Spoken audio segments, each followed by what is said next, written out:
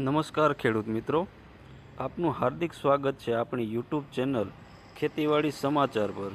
જ્યાં ખેતી માટેની સાચી અને સચોટ માહિતી આપીએ છીએ સરળ ભાષામાં। નમસ્કાર ખેડૂત મિત્રો, તારીખ 4/9/2025 માર્કેટિંગ યાર્ડના ભાવની વાત કરીએ તો કપાસની વાત કરીએ તો રાજકોટમાં 1400 રૂપિયાથી લઈને 1578 રૂપિયા સુધી, ગોંડલ માર્કેટ યાર્ડની વાત કરીએ તો 1111 રૂપિયાથી લઈને 1546 રૂપિયા સુધી, અમરેલી માર્કેટ યાર્ડની વાત કરીએ તો 966 રૂપિયાથી લઈને 1585 રૂપિયા સુધી, જસદણ માર્કેટ યાર્ડની વાત કરીએ તો 1400 રૂપિયાથી લઈને 1550 રૂપિયા સુધીના કપાસના ભાવ છે। તેમજ મગફળી વિશે વાત કરીએ, રાજકોટમાં 1010 થી લઈને 1020 રૂપિયા સુધી, ગોંડલ માર્કેટ યાર્ડમાં 500 રૂપિયાથી લઈને 1111 રૂપિયા સુધી, જસદણ માર્કેટ યાર્ડની વાત કરીએ તો 700 રૂપિયાથી લઈને 1132 રૂપિયા સુધીના મગફળીના ભાવ છે। તેમજ સોયાબીનની વાત કરીએ તો રાજકોટ માર્કેટ યાર્ડમાં 866 રૂપિયાથી લઈને 960 રૂપિયા સુધી, ગોંડલ માર્કેટ યાર્ડમાં વાત કરીએ તો 700 રૂપિયાથી લઈને 861 રૂપિયા સુધી, અમરેલી માર્કેટ યાર્ડની વાત કરીએ તો 615 રૂપિયાથી લઈને 848 રૂપિયા સુધી, જસદણ માર્કેટ યાર્ડની વાત કરીએ તો 770 રૂપિયાથી લઈને 860 રૂપિયા સુધી। તેમજ ઘઉં લોકવન